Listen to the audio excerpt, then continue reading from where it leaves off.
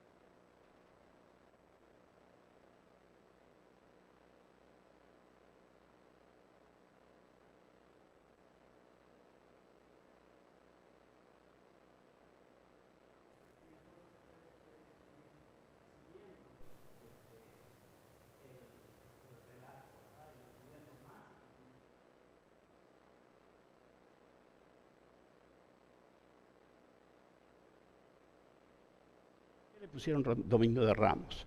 Y aconteció el domingo anterior a la crucifixión. Es decir, ya era su último domingo como ser humano, como hombre físico vivo. Es decir, ya Jesús el viernes, ¿se acuerdan que lo crucifican? Este relato aparece en los 4 evangelios, como dije anteriormente, y vemos la entrada triunfal como un acontecimiento más que importante. ¿Por qué? Es bien llamativo cuál fue el motivo de la entrada triunfal. Se trató de una visita oficial del Mesías a la capital de su reino, nada más ni nada menos. Jesús venía a entrar a su ciudad, a su templo, y Jesús quería constatar que no había dado los frutos que Dios esperaba. Y por esa razón, aunque con lágrimas y profundo dolor, tuvo que emitir juicio contra ella. La importancia de la entrada triunfal tenía un propósito, que era hacer pública su declaración de que Él era el Mesías, el Rey de Israel. Esa es la declaración de Jesucristo como el Mesías. Lo vamos a ver en Zacarías 9:9 más adelante.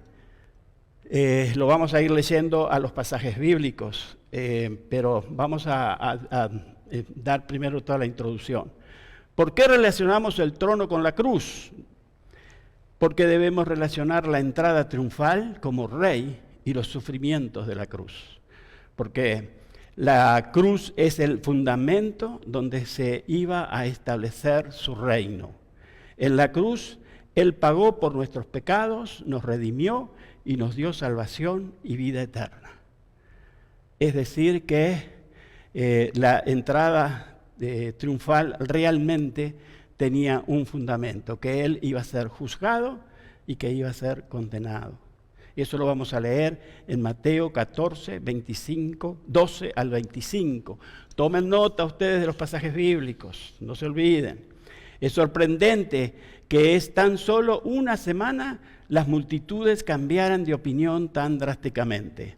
Varias son las opiniones y los motivos que se han considerado, pero lo cierto es que al principio lo aclamaban como rey.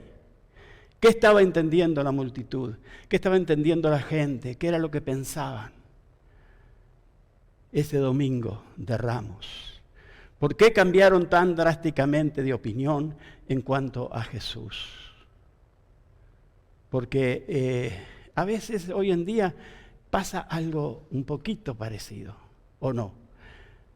Nosotros aclamamos a una persona, la tenemos como amiga, la tenemos como una persona de confianza, fiel y demás, y al poco tiempo ya dejó de serlo. ¿Qué pensamos nosotros cuando tenemos esas actitudes, verdad? ¿Qué pensaría la gente en aquel momento? Ellos esperaban a un rey y creían que él era el rey que los iba a liberar. El Señor, como siempre, un Dios de orden, preparó anticipadamente los detalles de su entrada a Jerusalén. Porque Dios es un Dios de orden, todo lo tiene preparado. Él nada hace improvisado. Es muy difícil que Él improvise. No vamos a encontrar en toda la Biblia una improvisación de Dios para decir, a ver si me sale bien. Sino que Él todo lo que hace, lo hace preparado y lógicamente le sale bien.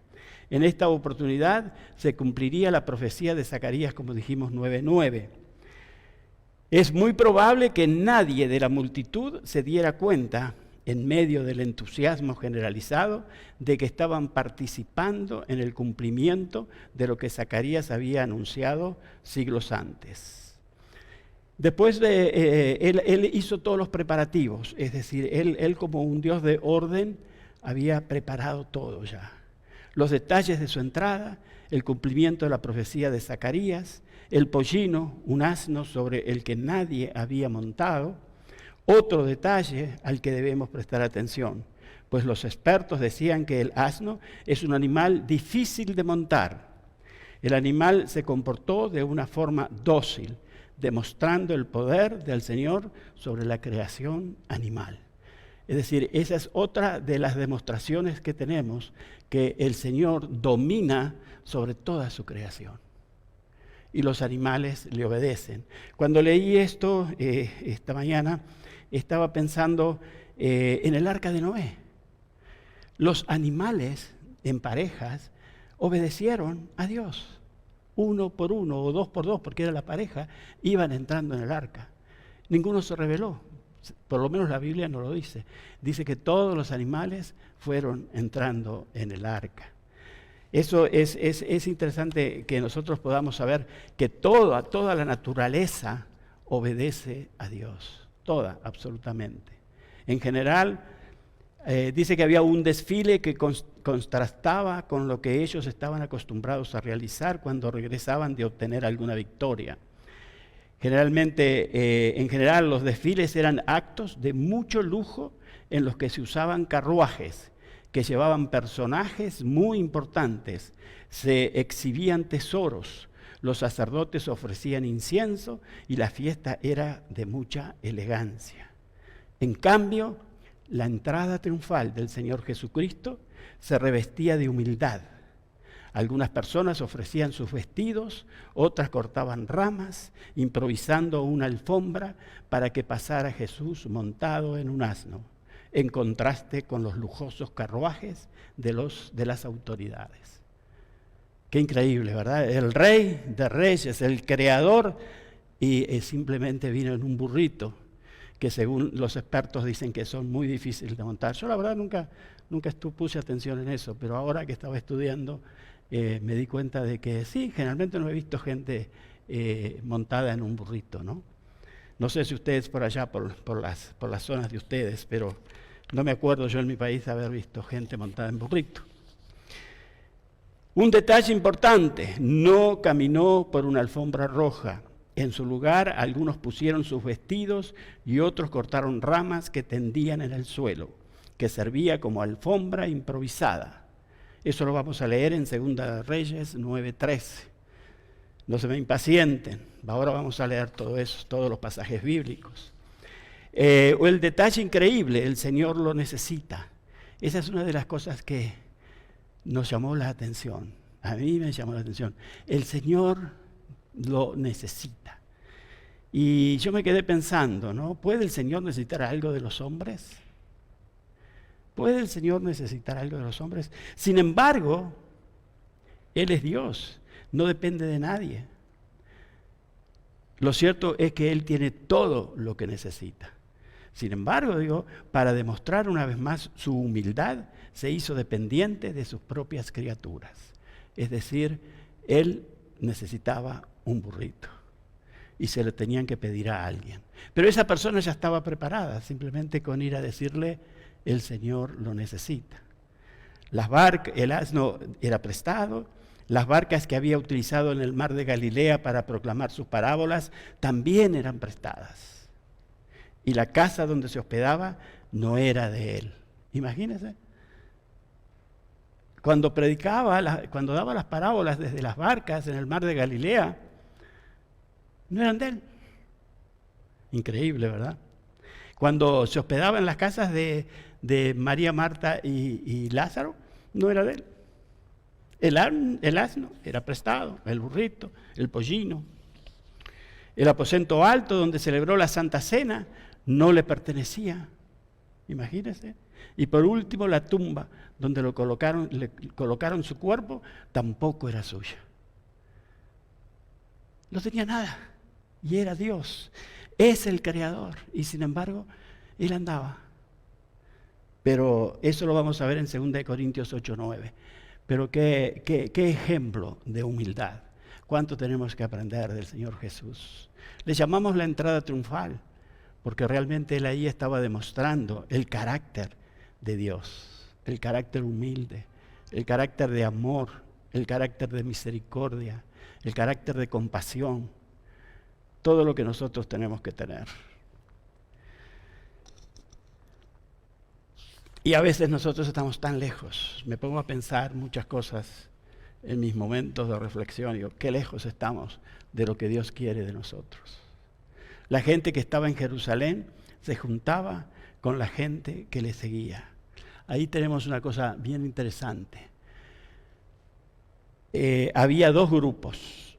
El primer grupo es el que iba detrás de él desde Betania y a través de lo largo del camino se iban agregando más personas. Y el segundo grupo fueron los peregrinos que ya estaban en Jerusalén para la celebración de la Pascua y salían para recibirle. Es decir, había gente en la Pascua, venía a Jerusalén, había gente de todas partes, de todas las provincias, de todos los pueblos, venían a la Pascua en Jerusalén. Y esa gente ya estaba ahí preparada. Pero cuando se enteran que viene Jesucristo, salen para recibirle. Por eso digo que había dos grupos. El grupo que ya estaba en Jerusalén, que salió a recibirle, y el grupo que lo seguía desde Betania, desde la casa de María, Marta y Lázaro, porque él estaba ahí con ellos. Eso lo podemos leer en Juan 12:1-13. Y estaban todos muy entusiasmados. Y ahí está el problema, la palabra entusiasmo. Cuando nosotros nos entusiasmamos por algo. El entusiasmo es totalmente pasajero. Y fue lo que les pasó. ¿Cuánto les duró el entusiasmo? Una semana, ni siquiera una semana. Porque desde el domingo al jueves ya estaban, crucifícale, crucifícale y crucifícale. ¿Cuánto les duró el entusiasmo? Por eso tenemos que tener cuidado a veces cuando hacemos cosas por entusiasmo o por emoción. Porque tanto el entusiasmo como la emoción son pasajeras. Tenemos que tener mucho cuidado sobre eso. Realmente nosotros no nos ponemos nunca a profundizar la palabra de la manera práctica, de que cuando hacemos algo para Dios no lo hagamos por entusiasmo, sino que lo hagamos con convicción. Recién cantábamos ahí, Hosana en las alturas. Esta expresión significa sálvanos ahora, salva ahora. Porque a veces decimos, Hosana, Hosana al Hijo de David. ¿Y qué estamos diciendo? Sálvanos ahora, Señor. Sálvanos ahora, Señor. Ese es el pedido que ellos hacían a través de ese canto. Indudablemente estaban pidiendo que Dios los liberara, que salvara a su pueblo. Con seguridad ellos estaban conmemorando la liberación de la esclavitud de Egipto, porque ese es el principio de la Pascua, ¿verdad? La liberación de la esclavitud de Egipto. Ahí comenzó la Pascua. Ese es el origen de la Pascua. Y por su muerte pasaría la idea, por su mente pasaría la idea de que Jesús los iba a liberar de la opresión del Imperio Romano, porque lo que estaban gobernando Palestina era el Imperio Romano, que como vimos el viernes pasado, era un ejército muy poderoso y también, digamos, sanguinario, porque realmente eran muy autoritarios, ¿no?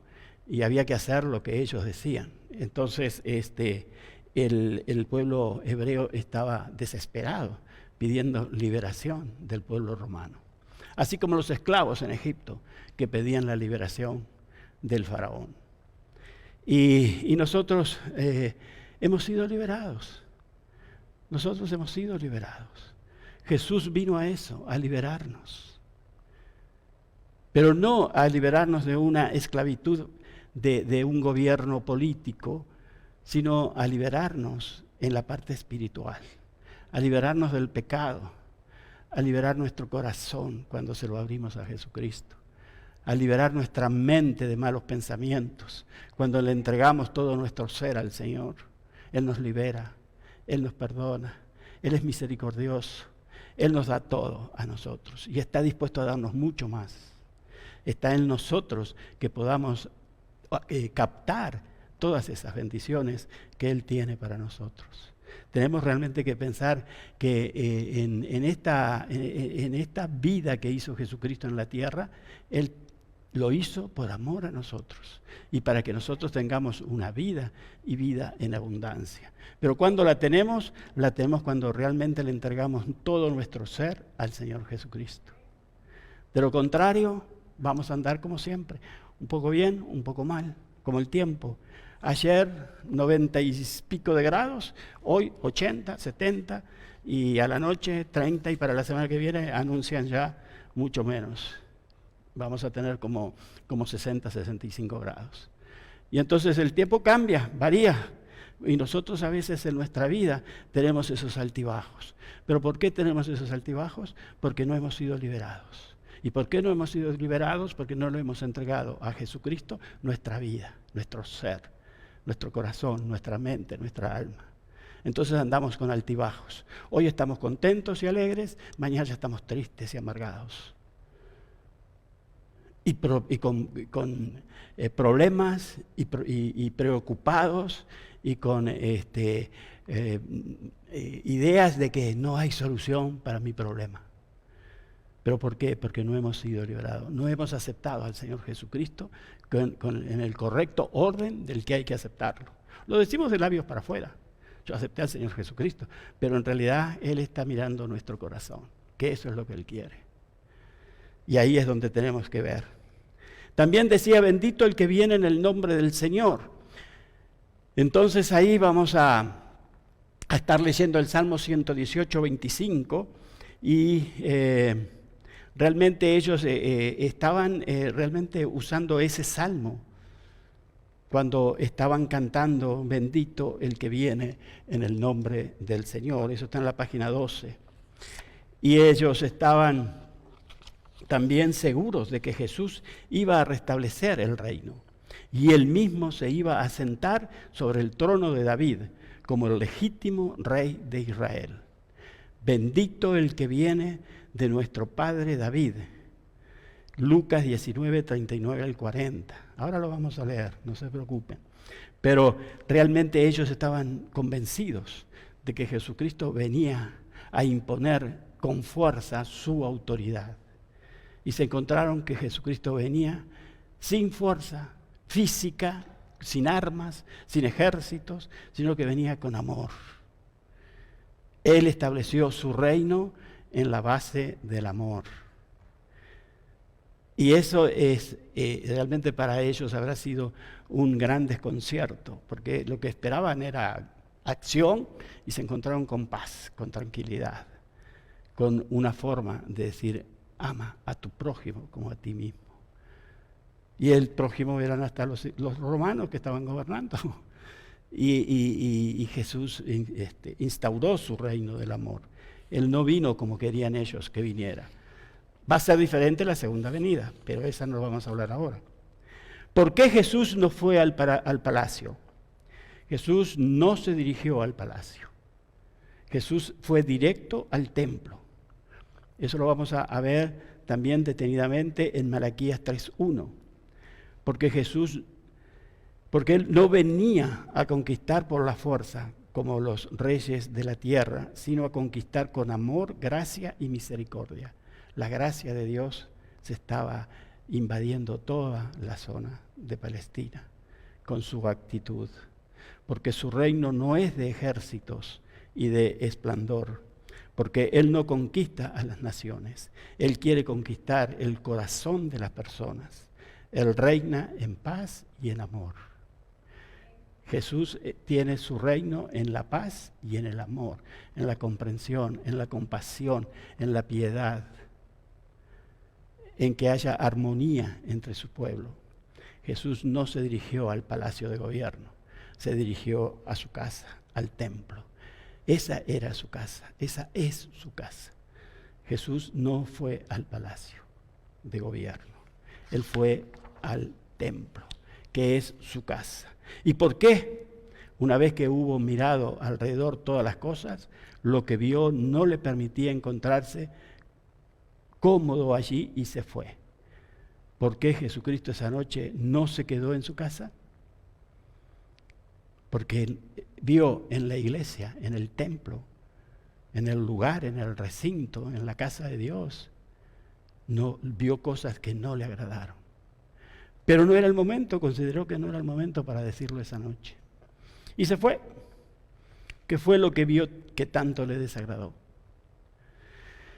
Mesas de los cambistas, lo vimos el viernes, no sé si prestaron atención, el viernes fue un poco larguito, pero realmente había mucha información ahí, pero había mesas de los cambistas, sillas de los que vendían palomas, consideró que su casa la habían convertido en cueva de ladrones y los corrió al día siguiente, cuando volvió. Eso lo vamos a leer también en Mateo 11, 15 al 19, para tener la base bíblica. Ahora lo vamos a leer toda. Y Jesús lloró, dice que cuando vio tanta cosa en el templo. Yo me pongo a pensar a veces, ¿qué pasaría si Jesús viniera a Nueva Esperanza? Que se nos apareciera ahí, de sorpresa. ¿Lloraría también? Para pensar, ¿verdad? ¿Qué pasaría si hoy, Jesucristo se apareciera aquí en Nueva Esperanza? Físicamente, porque Él tiene el cuerpo glorificado, puede aparecer en cualquier parte.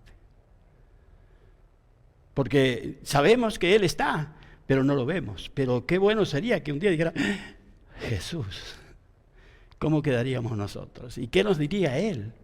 Imagínense. Póngase a pensar, si Jesús en cuerpo glorificado apareciera hoy, aquí, en Nueva Esperanza, ¿qué nos diría Jesús? ¿Cómo nos encontraría? ¿Realmente lloraría al vernos? ¿De tristeza de ver lo que hemos hecho con su casa?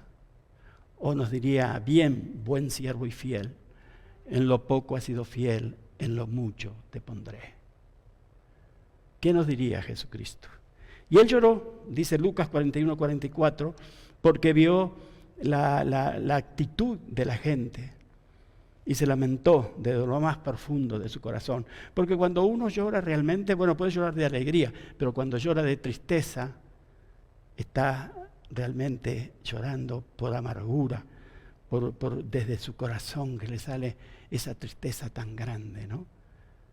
De ver a su pueblo, lo que habían convertido a la casa de Dios. Qué triste, qué triste. Es triunfal, y ya lo vimos por qué es triunfal, pero también Él venía a limpiar su casa. Quizás totalmente rechazado por las personas que solamente le interesaba el dinero, la fama y el poder. Quizás sin darse cuenta, ellos cumplieron en su totalidad la profecía con el que las multitudes le habían aclamado en su entrada. El Salmo 118, 22. Es decir, cada paso que Él hizo en la entrada triunfal fue para demostrar que se estaban cumpliendo las profecías que estaban en el Antiguo Testamento. Una a una se iban cumpliendo. Sin embargo, quizás ellos no se daban cuenta en aquel momento, por el entusiasmo, por la euforia y después por la desilusión. Porque cuando lo ven entrar así, dicen, no, pero este no es el rey que nosotros esperábamos. Lo queríamos hoy en día con los cohetes estos súper, ¿cómo se dice?, atómicos que tiran y pueden seguir otras cosas. Y él no, él entró en un burrito. Bien humilde, Jesucristo. Salmo 118, 22. Muy bien, la entrada triunfal de Jesucristo es lo que humanamente conocemos como el Domingo de Ramos. El Domingo de Ramos, entonces, refleja la condición de que Jesucristo vino a inspeccionar a su casa, a su templo, y vino a demostrar que realmente Él era el Hijo de Dios. Que Él era, a ellos le llamaban el Hijo de David. Pero realmente Él vino a demostrar eso. Fueron esos dos propósitos principales de la entrada triunfal. Juan 12, 1 al 2. Ahora lo vamos a leer también.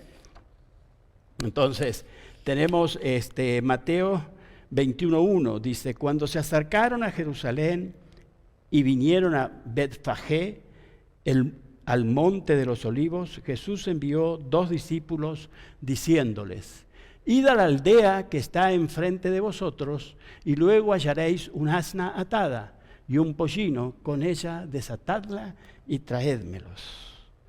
Es decir, que la mamá había tenido un hijito y él quería entrar a Jerusalén con esos 2 animalitos, que según los expertos, como les dije, no eran fáciles de montar, eran ariscos, se resistían. Mateo 21:1 dice, cuando se acercaron a Jerusalén y vinieron a Jerusalén, el monte de los olivos, Jesús envió 2 discípulos. Siempre Dios ha mandado de a 2. Cuando Él mandaba a predicar el Evangelio, Él los mandaba de 2 en 2. Él siempre está, porque la explicación que da el Señor es que si uno cae, el otro puede levantarlo. Pero si anda solo, le es más difícil. Por más que nosotros decimos, yo ando con el Espíritu Santo, Dios anda conmigo, pero si te caes físicamente, necesitas la ayuda de alguien. Yo necesito la ayuda de una grúa, por ejemplo, para levantar 240 libras. Pero necesita ayuda para poderse levantar. Y Dios siempre los mandó de 2 en 2. En todo el Nuevo Testamento lo leemos a eso. Muy bien, ahí tenemos al versículo 3 que dice, y si alguien les dijere algo, decid, el Señor lo necesita y luego lo enviará. Ya lo explicamos. Y vuelvo a repetirlo. ¿Puede Dios necesitar algo de los hombres? ¿Verdad? Todos decimos que no. Todo aconteció para que se cumpliese lo dicho por el profeta cuando dijo, decid a la hija de Sión, he aquí tu rey viene a ti, manso y sentado sobre un asna, sobre un pollino, hijo de animal de carga. No vino en un carruaje de lujo, no vino en una limusín, no vino en un Porsche de $150,000, vino en un burrito. El versículo 6, y los discípulos fueron e hicieron como Jesús les mandó, y trajeron el asna y el pollino, y pusieron sobre ellos sus mantos, y él se sentó encima. Y la multitud, que era muy numerosa, tendía sus mantos en el camino, y otros cortaban ramas de los árboles y las tendían en el camino. Mire qué humildad, porque aquí tenemos una alfombra bastante buena, o buenísima, ¿verdad? Y él que le ponían la ropa de la gente, que estaría usada, me imagino, no era ropa nueva. Y le ponían ramas de árboles, dice aquí, algunos interpretan como que eran palmeras, pero la Biblia en estos versículos dice ramas de árboles. Y las tendían en el camino para decirle, Hosana, Hosana, al Hijo de David. Y el versículo 9 dice, y la gente que iba delante y la que iba detrás aclamaba diciendo, Hosana al Hijo de David, bendito el que viene en el nombre del Señor, Hosana en las alturas. Ya lo explicamos. ¿Qué significa Hosana? El que salva. El que salva desde las alturas, porque Dios está en las alturas. el que salva en el nombre del Señor, en el nombre de Dios. Jesucristo nos salva en el nombre de Dios. Él vino a dar su vida para salvarnos a nosotros. El versículo 10, cuando entró él en Jerusalén, toda la ciudad se conmovió diciendo, ¿quién es este? Y la gente decía, este es Jesús, el profeta de Nazaret, de Galilea. Los que están en el estudio bíblico saben y ubican perfectamente eso. Es una de las partes que más estudia todos los lugares por donde andaba Jesús. Zacarías 9:9 dice, alégrate mucho, hija de Sión, da voces de júbilo, hija de Jerusalén. He aquí tu rey vendrá a ti, justo y salvador, humilde, y cabalgando sobre un asno, sobre un pollino, hijo de asna. Aquí tenemos Zacarías, esta es la descripción perfecta de la profecía, cientos de años antes de que sucediera. Ya estaba previsto. Por eso les digo, Dios es un Dios que tiene todo programado. Dios no improvisa nada. Él ya tenía todo, año tras año, programado cómo iba a ser la entrada de Jesús y a dónde iba a ser y la gente que lo iba a ayudar para facilitar su entrada. Él tenía todo preparado. El plan de Dios es increíble. Así tiene un plan Dios para cada uno de nosotros. Él dice que tiene pensamientos de bien y no de mal.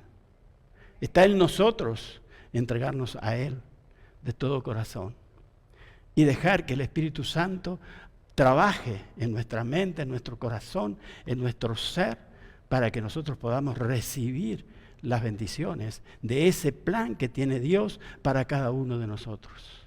Porque Dios tiene un plan para cada uno de nosotros. Y no es un plan de sufrimiento. Porque a veces he escuchado personas enfermas que dicen, bueno, será la voluntad de Dios que yo... No, la voluntad de Dios no es que estés enfermo. La voluntad de Dios no es que pases necesidad. La voluntad de Dios no es que no tengas armonía en tu casa. Los pensamientos de Dios son de bien y no de mal. Nosotros somos los que nos alejamos y agarramos todas esas cosas negativas. Pero cuando nosotros nos acercamos a Él, el diablo huye, dice, y no tiene ni arte ni parte en nuestra vida. Pero está en nosotros el realmente entregarle la vida y entregarle todo nuestro ser, de todo corazón a Jesucristo. Y Él hará, y va a darlo muy, muy, muy excelentemente, todo lo que Él tiene para nosotros, porque Él quiere todo lo mejor. En Marcos 14:12 dice, el primer día de la fiesta de los panes sin levadura, sus discípulos le dijeron, ¿dónde quieres que vayamos a preparar para que comas la Pascua? Aquí hay una cosa interesante que la vimos bien el otro día, el viernes, con los panes sin levadura. ¿Qué significa? Lo explicamos, así que no nos vamos a detener en eso. Pero le preguntan a Jesús, ¿dónde quieres que vayamos a preparar para que comas la Pascua? Nuevamente Jesús o Dios tiene todo preparado. Maravilloso, ¿no? Entonces dice, y envió otra vez de sus discípulos y les dijo, id a la ciudad y os saldrá al encuentro un hombre que lleva un cántaro de agua. Seguidle. Mire, Dios ya tenía todo preparado, hasta la gente que iba a estar ahí ayudando. El versículo 14, y dice, y donde entrare, decida el Señor de la casa. El maestro dice, ¿dónde está el aposento donde he de comer la Pascua con mis discípulos? El 15, y Él os mostrará un gran aposento alto, ya dispuesto, preparado para nosotros allí. Imagínense una cosa, que Dios ya tenía a la persona que había preparado un aposento alto, que ya había preparado todo. Que ya tenía eso separado. Me imagino que, como hace Renata aquí, que cuando tenemos una fiesta pone los manteles en las mesas y tiene todo preparado. Y estaría todo adornado esa Santa Cena, esas mesas donde iban a tener la última cena. Me imagino. porque estaba todo preparado. Y me imagino que Dios habrá preparado algo maravilloso. Nosotros no nos podemos imaginar y solamente vemos las fotos que han inventado, pero si usamos la imaginación podemos llegar a pensar de que sería una fiesta majestuosa, la última cena del Señor. De lo mejor, de lo mejor.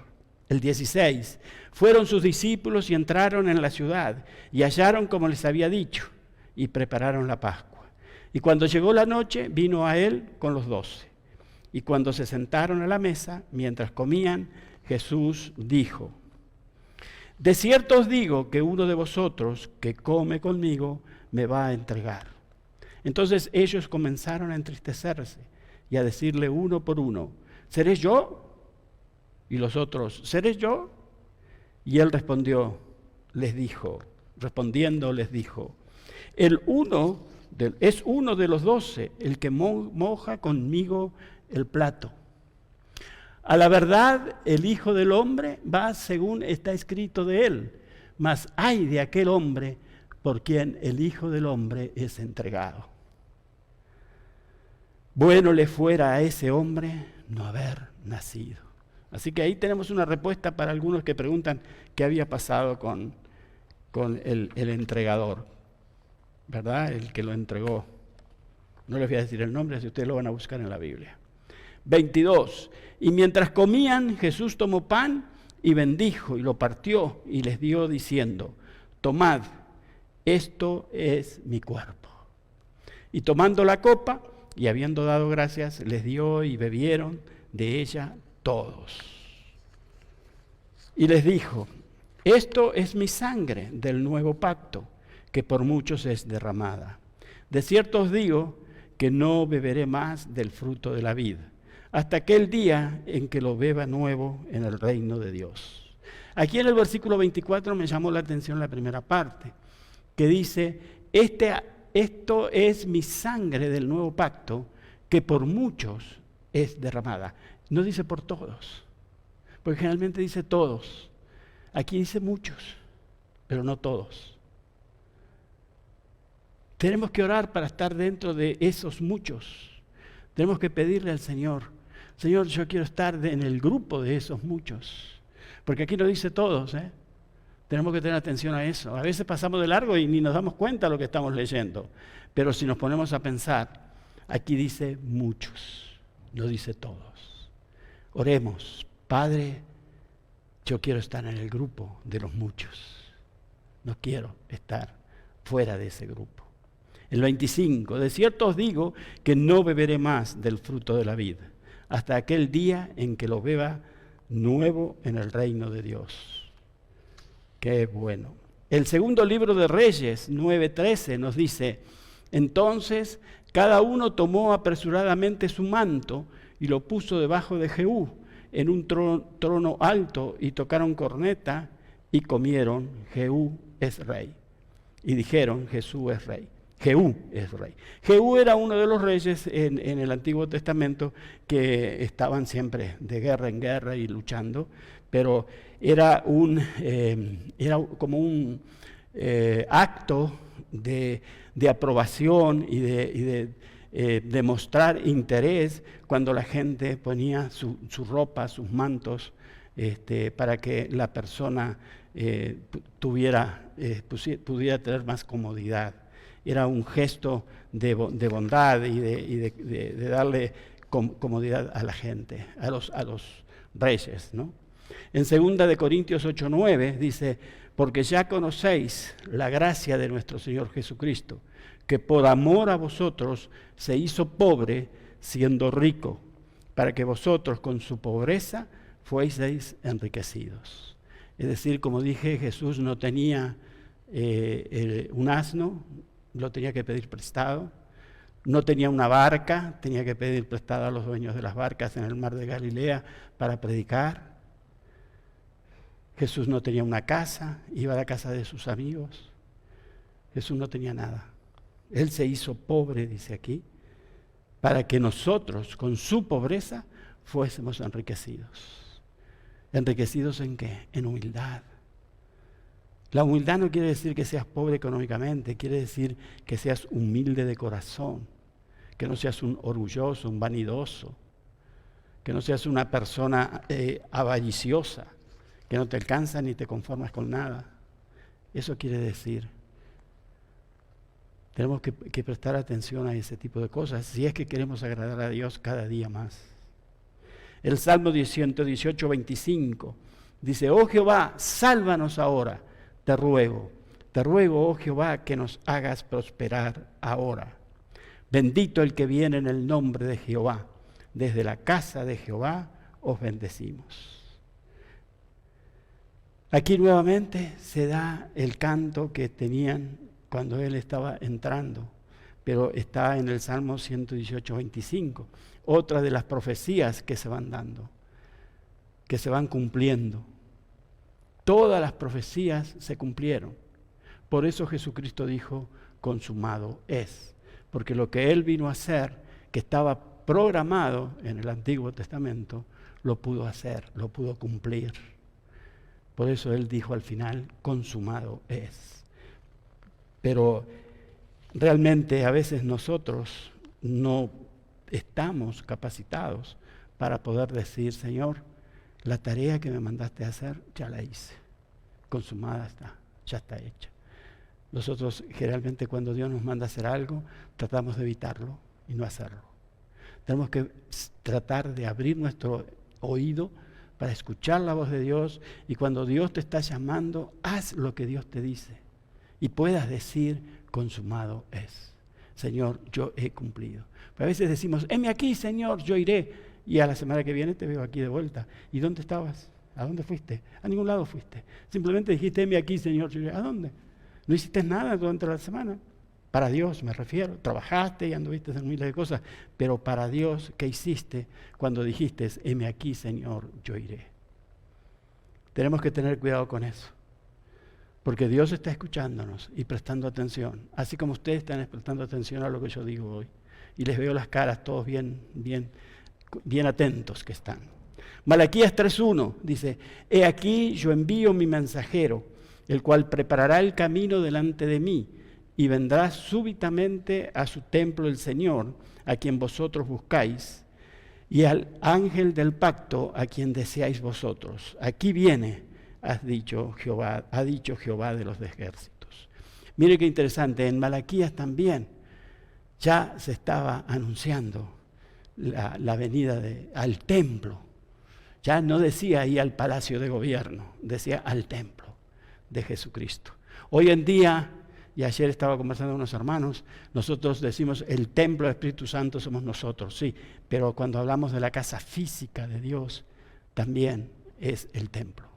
Cuando hablamos de la iglesia de Jesucristo, somos nosotros, pero también la iglesia de Jesucristo es el templo, es el edificio donde nos congregamos, y es un edificio sagrado, dedicado para Dios.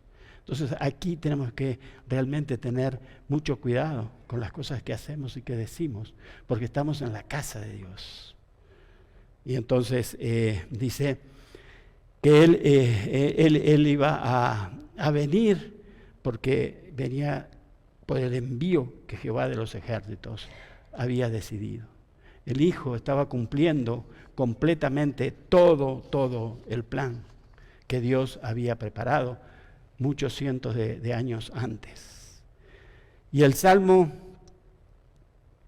118, 22 dice: la piedra que desecharon los edificadores ha venido a ser cabeza del ángulo. Qué interesante es esto. La piedra que desecharon los edificadores. ¿Cuáles eran los edificadores? Los fariseos, los saduceos, los sacerdotes, los sumos sacerdotes. Toda esa gente que lo rechazó a él y que lo seguían. ¿Qué fue lo que lograron entender? Que realmente Jesús era la cabeza del ángulo.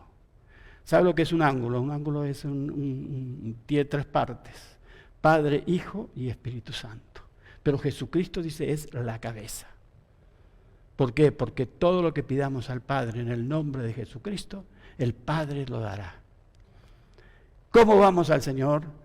A Dios vamos a través de Jesucristo. todo, absolutamente lo que nosotros queramos de Dios tiene que ser a través de Jesucristo. No hay otra forma de llegar a Dios si no es a través de Jesucristo.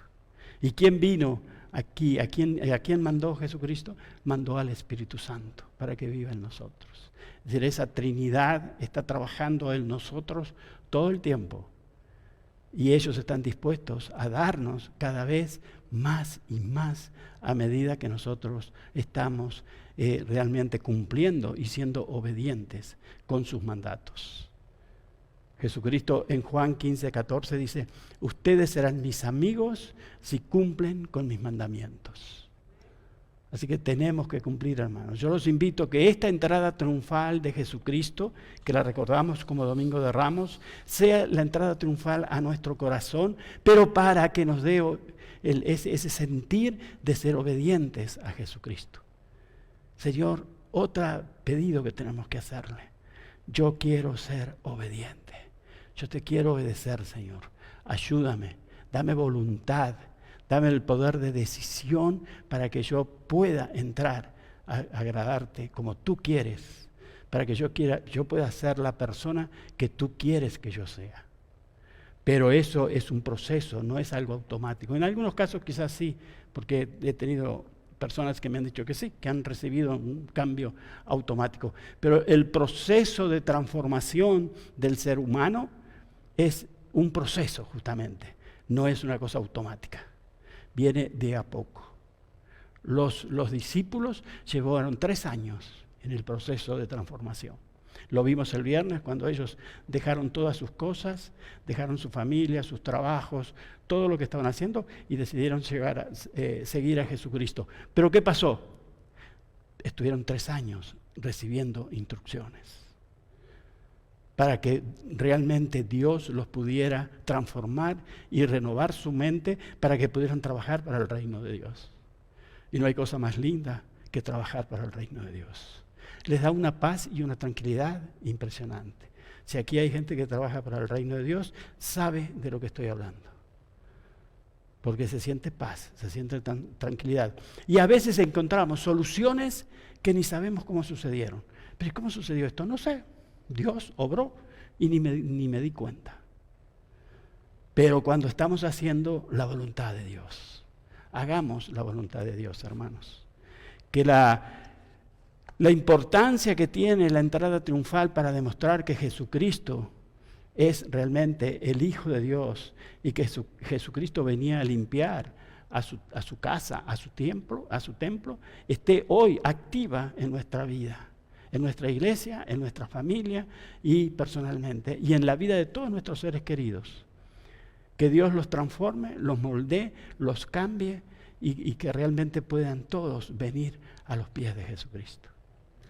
Ese sería nuestro deseo en la enseñanza de cómo interpretar la entrada triunfal de Jesucristo. Ya sabemos que el viernes sucedió algo trágico, pero también sabemos que el domingo sucedió algo extraordinario. Y esa es la confianza, la fe y la esperanza que nosotros tenemos y en la que nosotros basamos nuestra fe, en un Jesucristo que resucitó. El domingo que viene vamos a estar hablando de la resurrección. Dios me los bendiga, hermanos. Y bueno, vamos a orar entonces y así también ya de paso despedimos a las redes sociales, a las personas que se han conectado. Muchas gracias por estar mirándonos. Dejen ahí sus comentarios, si tienen preguntas o lo que quieran saber, con mucho gusto se los podemos responder. Padre amado, en el nombre de Jesús, Señor, te damos las gracias, Padre, por tu palabra, por tu enseñanza, por tu Hijo Jesucristo, Señor, que realmente tuvo una última semana de mucha actividad, de diferentes situaciones, de alegría, de tristeza, de llanto, de desolación, porque también en una oportunidad él dice, Señor, en 3 oportunidades, él dice, Señor, pasa este cáliz de mí, no quiero tomar esta copa. Pero realmente él siempre estuvo atento a decir, hágase tu voluntad y no la mía. Enséñanos, Padre, a que nosotros podamos hacer tu voluntad. En el nombre de Jesús, Señor, te alabamos, te bendecimos, te adoramos. Te damos las gracias por ese plan maravilloso que tú tienes para cada uno de nosotros. Gracias, Padre amado. A ti sea la gloria, la honra, la alabanza y el poder. Y hosana al Hijo de David. Amén.